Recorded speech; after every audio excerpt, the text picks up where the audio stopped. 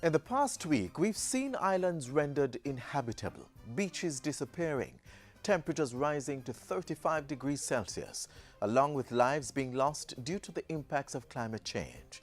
Today, climate change takes center stage. But first, what do you know about the Restorative Justice Unit? Learn more on Issues and Answers. You're watching Jamaica Magazine, and I am Adrian Atkinson. Stay tuned.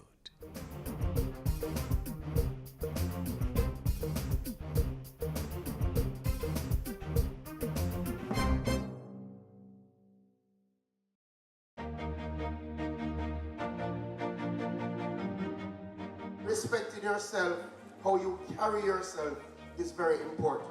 You hear me, young men? We take for granted oftentimes as men that people judge you before you even open your mouth. From they look at you, they form a perception. They make up their minds about you. So the question is, when they look at you, what do they see?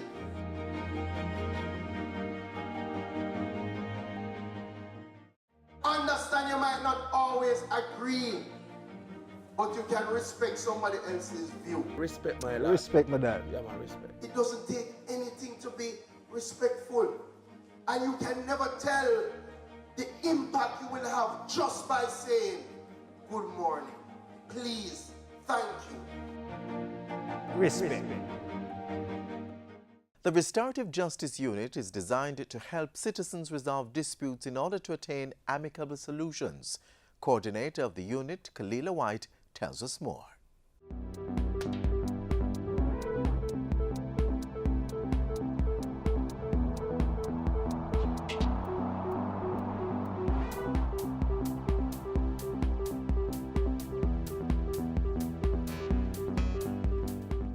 Thanks for joining us for our Issues and Answers. I'm Ian Boyd. The government has a menu of things which it engages in to deal with the matter of security and crime control. And one of those areas is restorative justice. It's an important plank in the work of the Ministry of Justice. And today we have the coordinator of the Restorative Justice Unit of the Ministry of Justice, Kalila White, and she'll be telling us about the work that this unit is doing in communities all across Jamaica. A very vital work of helping people to resolve disputes and to come to amicable solutions. We thank you for your company. Good to have you, Mrs. White, on the program. Tell us the essence of the restorative justice program of the Ministry of Justice. Okay, restorative justice can be thought of as one of the arms of alternative dispute resolutions.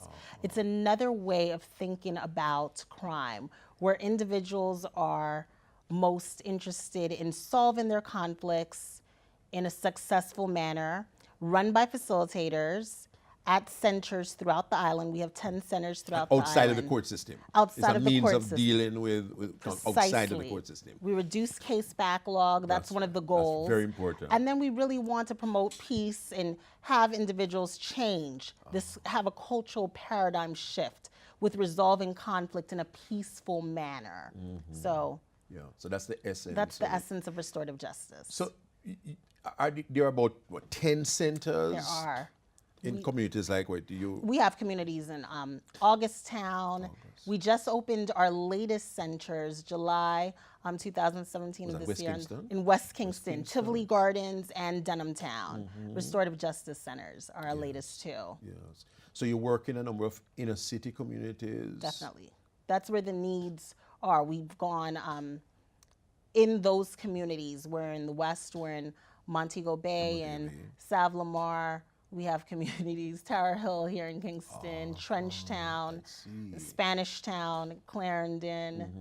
And so we're excited about the work that's taken place. Tell us more about the system. How does it work? Perhaps I'm in conflict with someone. I might be thinking of taking the person to court and so on. And then I decide to come and see you. Yes. And you would have mediators, you would have people to help me work through my dispute? Right. Well, we call them facilitators. They're facilitators, and the biggest difference between restorative justice and say mediation is that Yes. we are focused on repairing the community. So you'll find at our conferences, community members can be involved in the process. We've done 82 conferences from January to July of this year throughout the islands. Conferences. What do you call a conference? Conferences are, you and I are talking, and you would have support, I would have a support, and then some other So both of us were in community. dispute. We're in dispute. So I would have my Support. you would have your support. So would I. And then then- we'd have community representatives as a means of balancing. Like what, perhaps a JP, Perhaps a JP, it could be community leader or pastor. exactly, school administrator. So we have individuals that really want to serve Jamaica, really want to promote peace.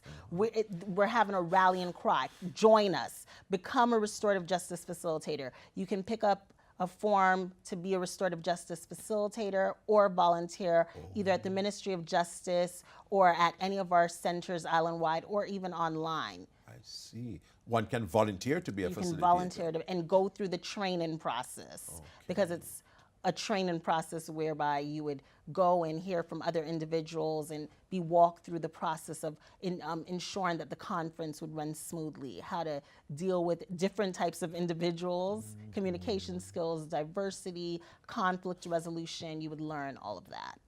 So. Do you undertake educational campaigns or programs in terms of speaking to community groups, speaking to Yes. schools? Yes, definitely. And if you're interested in having us speak at your church or community organization, call us at the ministry, 908-5527. You can call us. So you're available. You We're come and available. talk to church groups. And it's free. And it's free. I must underline that it's free. We want individuals to know that they can have Excellent. justice any time of the day that they'd like. Call us, give us some notice, and we will come and meet you where your needs are.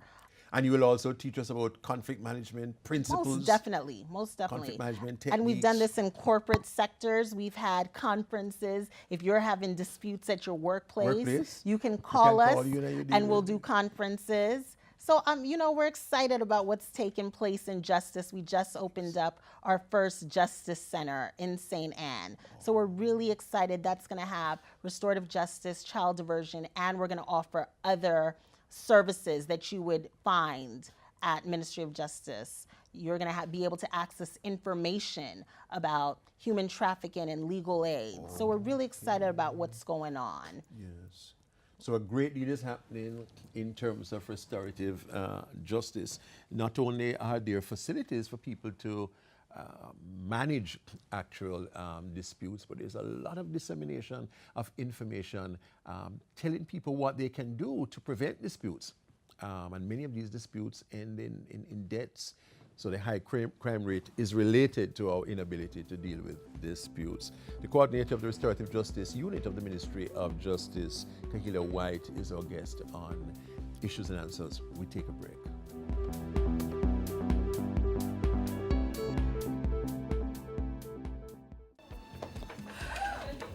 Every time there's a strong breeze, we are full up a leaf. End of my nightmare.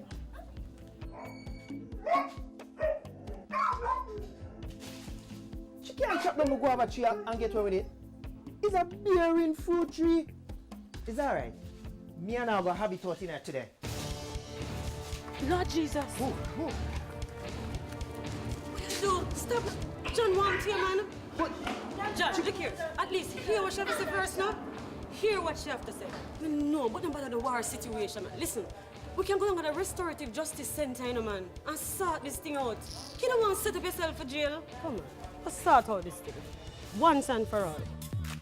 Restore the peace, restore the love, restore the niceness. Restorative justice. Respect each other. A program of the Ministry of Justice funded through CSJP.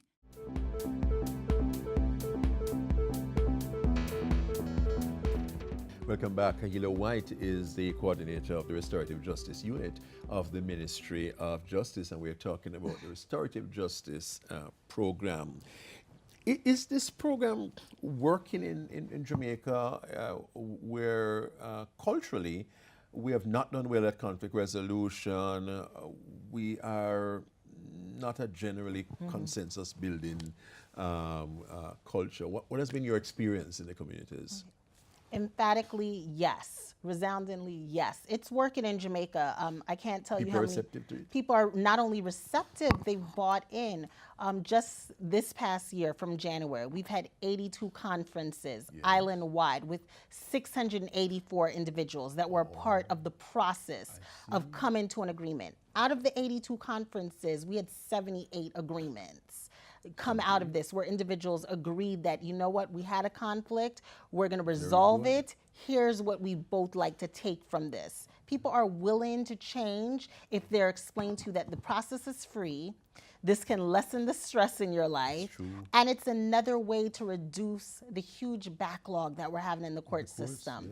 I look at communities like Augusttown, where there's such a decrease in the violence, and we're seeing more of camaraderie, we're seeing more peace. And I see our own center, Restorative Justice, continuing to help hold up the mantle of spreading this peace throughout the island. And people are hungry for that. People want change. People are screaming for justice, but they're doing more than that. They're coming in and calling and saying, we want to be a part of this emails. I have WhatsApp messages. Yes. I'm excited to People are coming to you. People are you don't coming. have to be trying to interest them.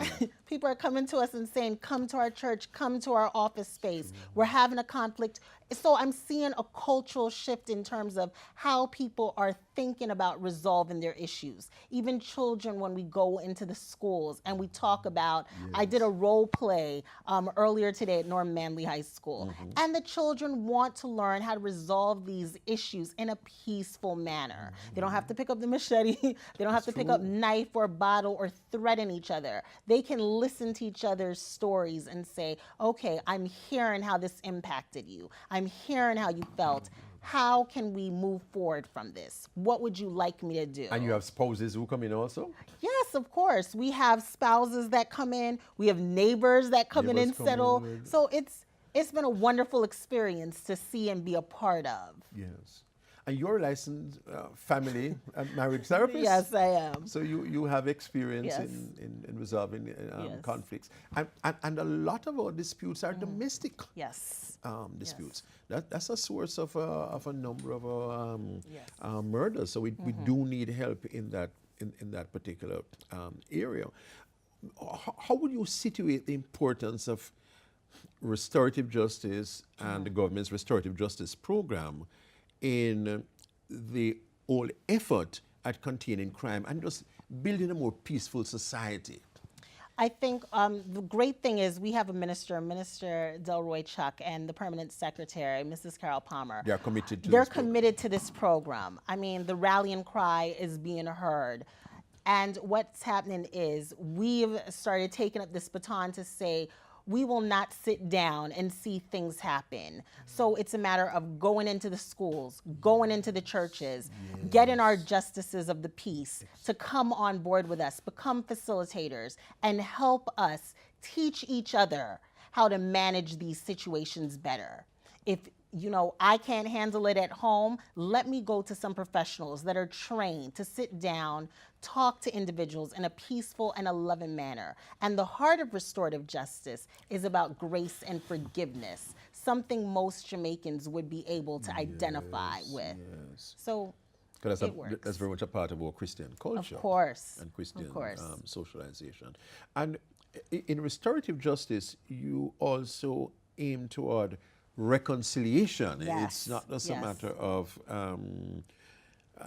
dealing with the justice of the situation, but you want to move into reconciliation, improvement in the relationship. Most definitely. And we see even at the end of our conferences, we encourage individuals to break bread with one another. So we actually have refreshments set up for conference participants whereby they can actually, the person that offended them, you see these individuals loving each other and talking with one another and really trying to hear and now understand, because they've become like sistren and brethren. They've become a part of the process of healing. But Mrs. White, you also ensure that those who have done harm acknowledge that harm. They must acknowledge. That's the key. And don't key. make light of the harm, but you know, to confess and to acknowledge the hurt that has been done. Of course, that's one of the first things. In the pre-meetings, they have to acknowledge, I'm taking accountability. I am the offender. Yes. This is what I've done. Hear my story. And then when they get into the conference with the victim, for the victim to then hear, this is where the person was coming from. It doesn't take away from the fact that they've been wronged. What it does is add clarity to that moment in which they were wrong. And now we can move forward and come up with a plan to heal, forgive, in love and grace. Interesting. Kahila White is the coordinator of the Restorative Justice Unit of the Ministry of Justice. The government is doing a number of things. Yes, there's the zones of special operations. That's only one of the initiatives of government. This work of restorative justice is another crucial aspect of the government's crime fighting, crime containment plan. Next week I'll be back with more information for you. Until then, Ian Boyd wishing you a pleasant day.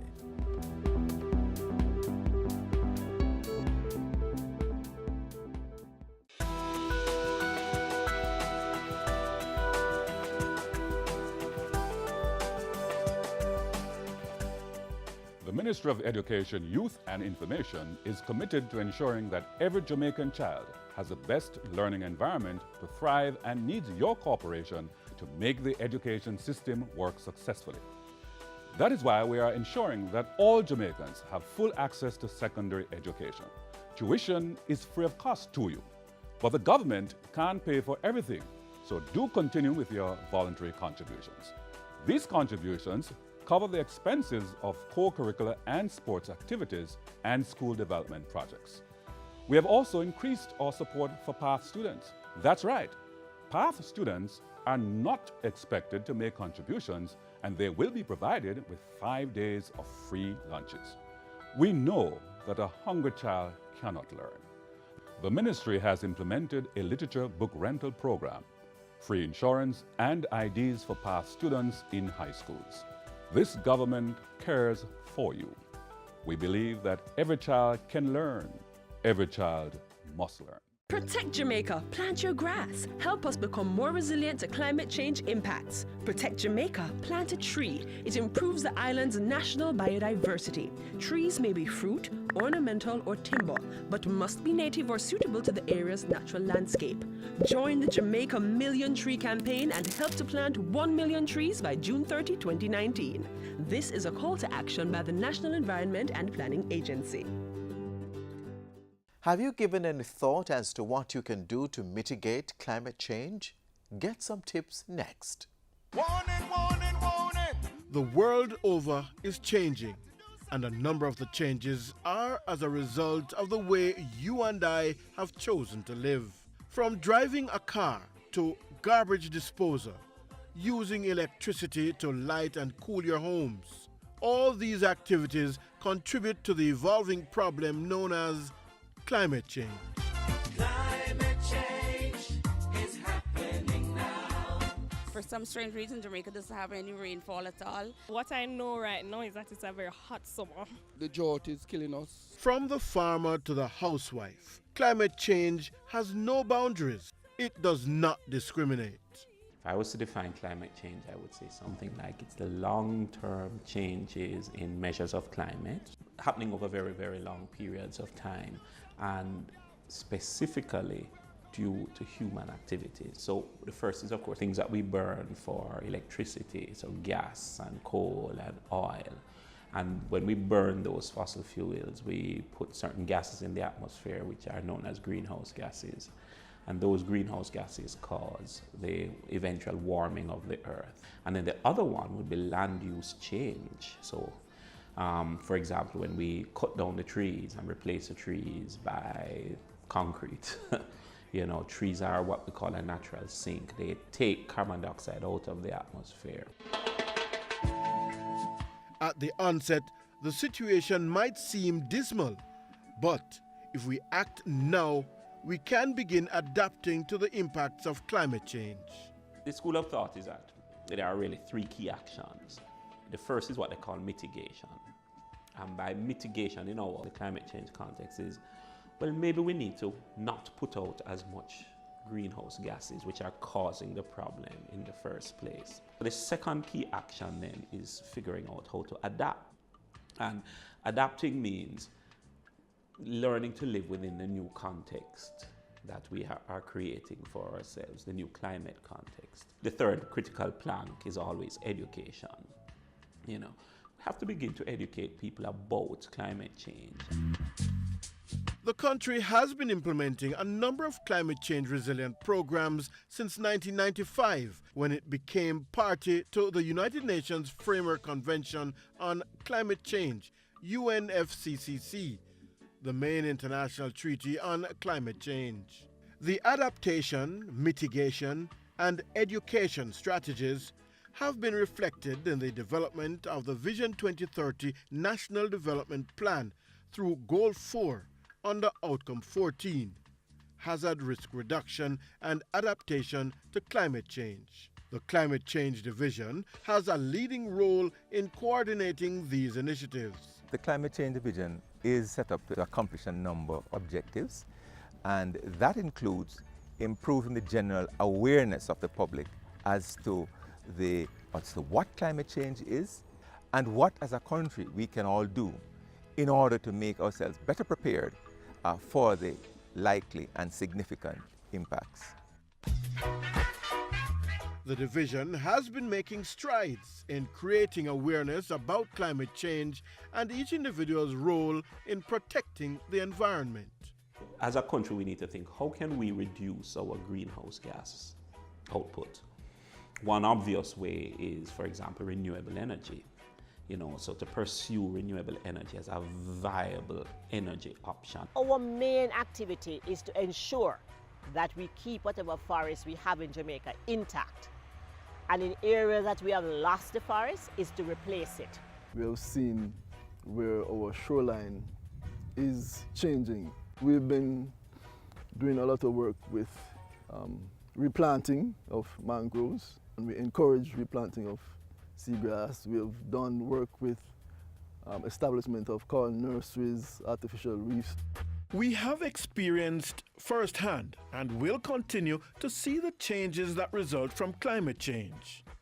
It is real, and all hands have to be on board to ensure success in our mitigation, adaptation, and education strategies. With climate change, we must change.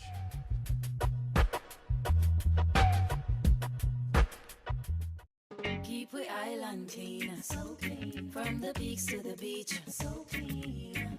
No dirty up Jamaica, please don't do it. Keep we island clean, so clean. From the peaks to the beach, so clean. No dirty up Jamaica, please don't do it. No dash, no paper, no dash, no plastic. Dispose your garbage responsibly. No know how to recycle, learn it quick. And if you drop it, better pick up every piece of it. Plastics last forever, don't forget the bits. Cause when them touch the street, them end up in the sea. Collect pan the reef where they fish them feed. And when you want seafood, I eat your Keep eat. the island clean, so clean. From the peaks to the beach, so clean. No dirty up Jamaica, please don't do it. No dirty up Jamaica, no dirty up Jamaica, no dirty up Jamaica, no dirty up Jamaica.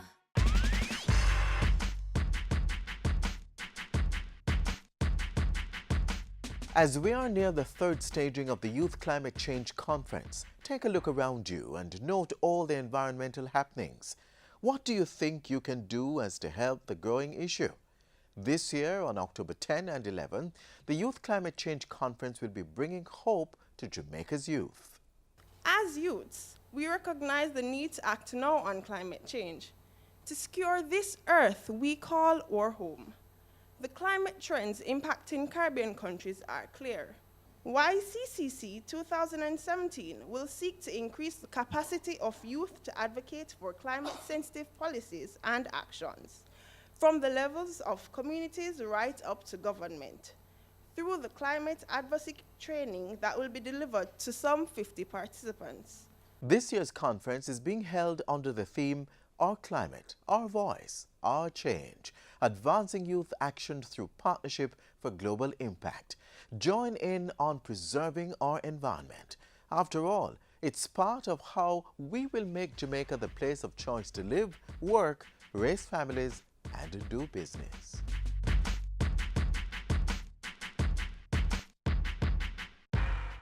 I say be careful what you teach your little children. Make sure I know something to hurt them.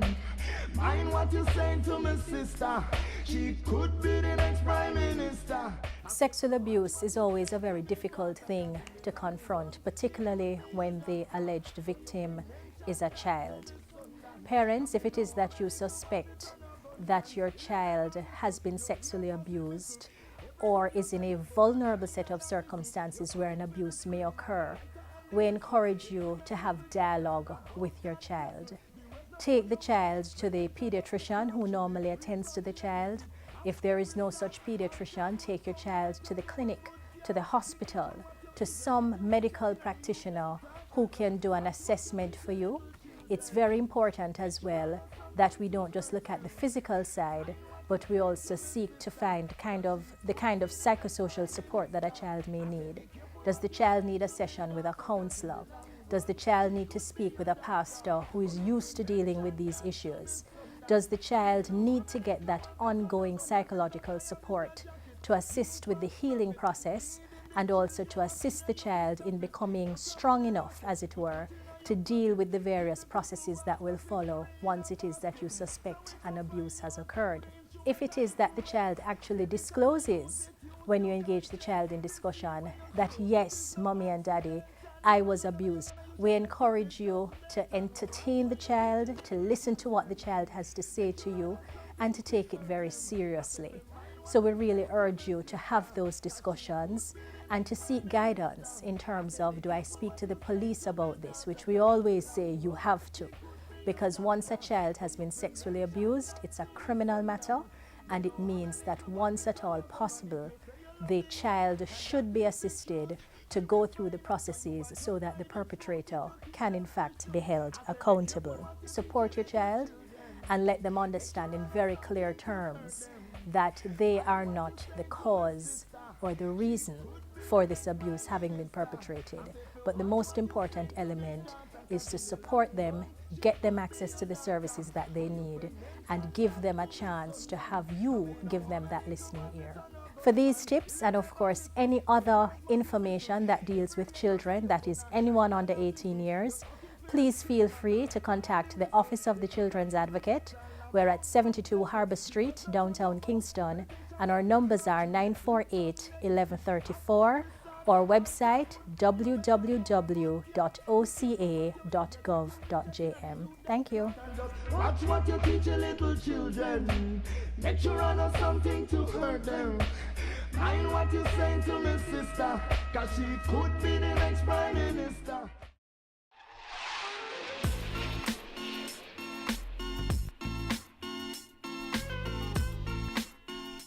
We're at the end of Jamaica Magazine for today. As you seek to take on the challenges of the new week, remember, strong people don't put others down. They uplift them. I hope you found our program informative. Send your feedback to Jamaica Magazine at jis.gov.jm. Stay informed on our social media pages, Instagram, Facebook, and of course Twitter. You can also visit our website jis.gov.jm for more information. On behalf of the entire production crew, I am Adrian Atkinson. Thanks for watching.